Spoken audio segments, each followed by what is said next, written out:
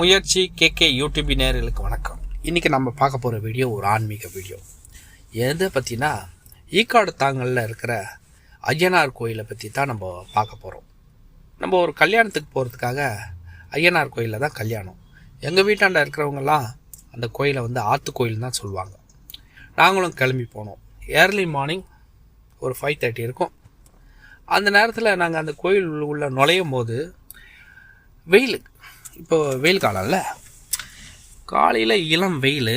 அந்த வெயில் ஸ்ட்ரைட்டாக ஐயனார் சிலை, அதாவது வானம் வரைக்கும் உயர்ந்திருக்கிற அந்த ஐயனார் சிலை மேலே படுத்து பட்ட உடனே ஐயனார் ஜொலிக்கிறாரு, ஜொலிக்கிறாரு.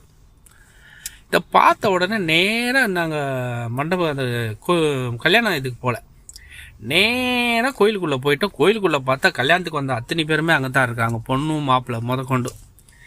சரின்னு அப்படியே பார்த்துட்டு அந்த வெயில் படும்போது அவ்வளோ ஜொலிக்கிறாரு ஐயனார். அதை காலையில் பார்க்கும் போது தான் அது நம்ம மனசுக்கு ரொம்ப சந்தோஷத்தையும் புத்துணர்ச்சியும் கொடுக்கும். அப்படியே சுற்றி பார்த்துட்டு அப்படி இருக்கும்போது அதிகாலையிலேயே கல்யாணத்துக்கு வராத சில பேர்களும் பக்தர்களும் அந்த கோயிலுக்கு வந்துட்டாங்க, ஐயனார் கோயிலுக்கு. அது தமிழர்கள் எங்கெங்கே வாழ்கிறாங்களோ அங்கெல்லாம் ஐயனாருக்கு ஒரு சிலை வைப்பாங்க. எல்லைசாமி அவர் தெற்காசி நாடுகளில் கூட வைக்கிறதா கேள்விப்பட்டிருக்கோம்.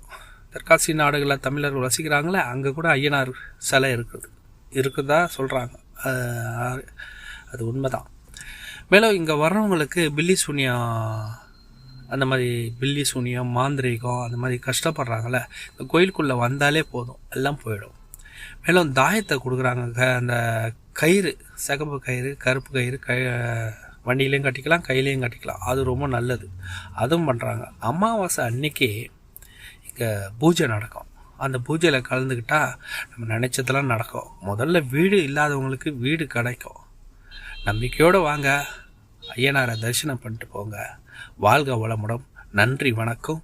மீண்டும் அடுத்த வீடியோவில் சந்திப்போம். வாழ்க வளமுடன்.